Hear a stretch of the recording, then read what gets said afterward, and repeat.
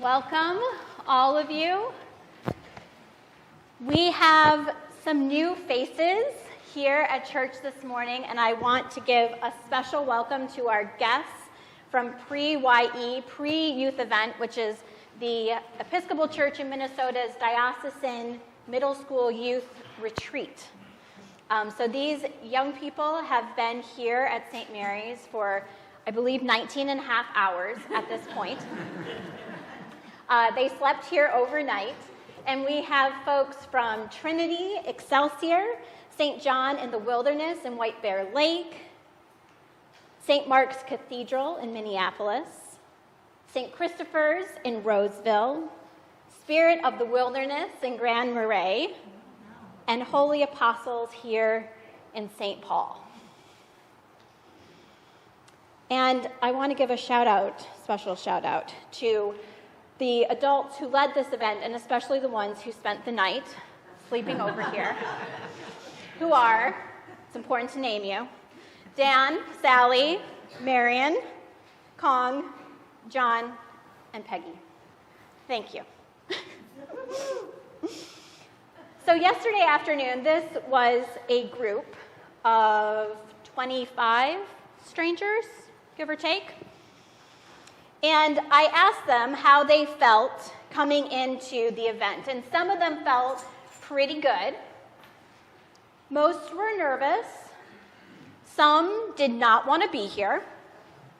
And there were a lot of questions, especially about food and sleeping arrangements. And then we started playing games, breaking into small groups and coming up with group names like the Winter Warriors, the Naturally Athletic Riders, the Amphibious Jaguars, and the creatively named Group 1. But I saw the real shift happen during a game called Trainwreck. So Trainwreck, and Sally, correct me if I get this wrong, Trainwreck is a get-to-know-you game with a larger purpose, and everyone stands in a big circle beneath, and y'all take off your pair of shoes. The shoes are in front of you. One pair of shoes goes out.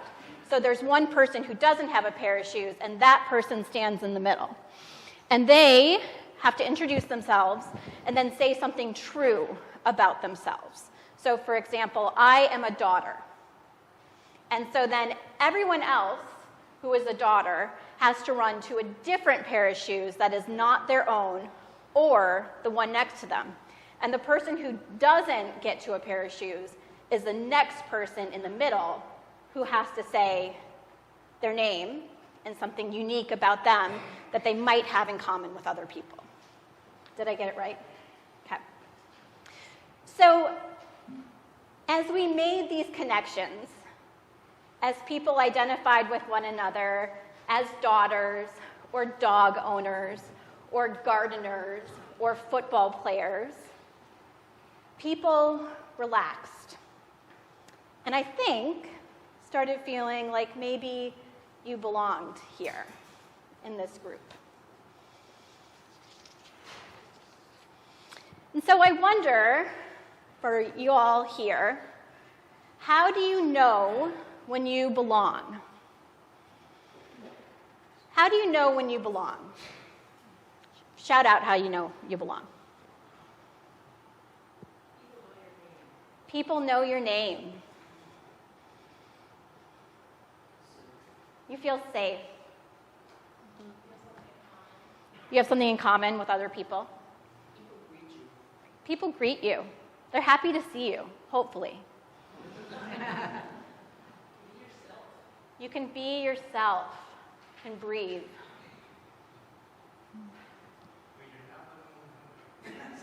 When you don't go, you know you're not going to go hungry? Yes. Yes. People feed you.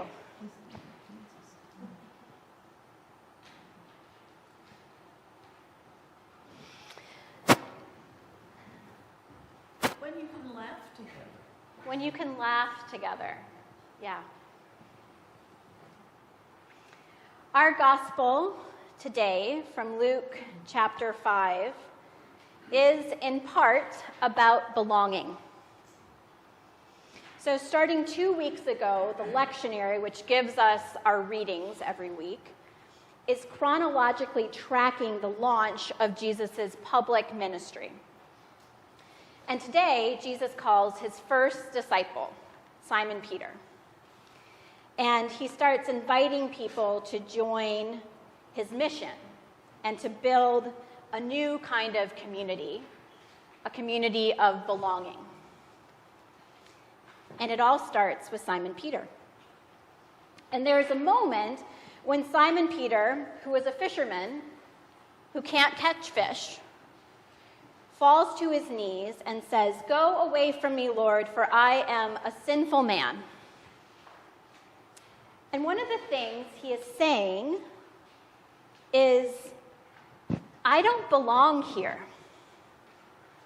I don't belong in this boat.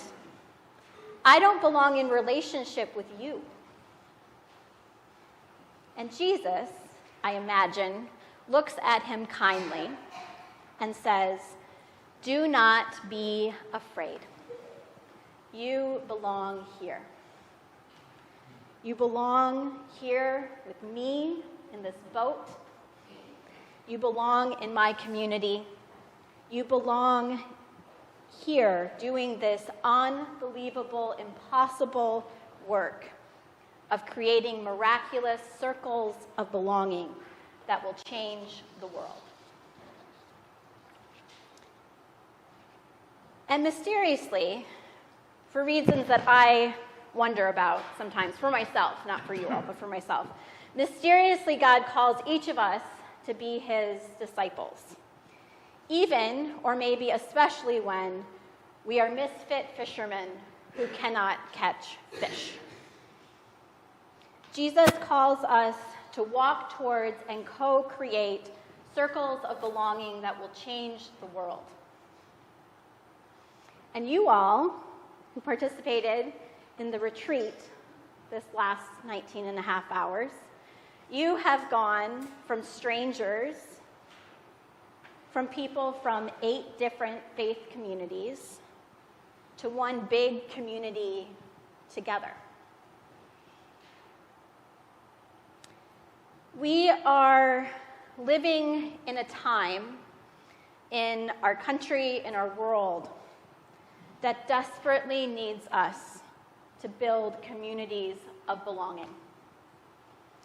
Communities where people know our names, where we feel safe, where we can be ourselves, where we can laugh, where we know there will be enough food, real food, spiritual food, emotional food, and otherwise. We need communities of belonging to push back and challenge political leaders and policies that separate people, that say that some people are better and more worthy of dignity and respect than others. Policies that harm, policies that tell certain people, you don't belong. Jesus tells Simon, and he tells us, do not be afraid. Drop everything and follow me. Follow me as I preach good news to the poor, proclaim release to the prisoners, recovery of sight to the blind, liberate the oppressed, and proclaim the year of the Lord's favor. These are words that Jesus said just one chapter ago before the chapter that we read in Luke chapter 4. So, my friends, go and follow Jesus out into the scary unknown. Create circles of belonging where everyone is included, especially those who feel like they don't belong. Amen.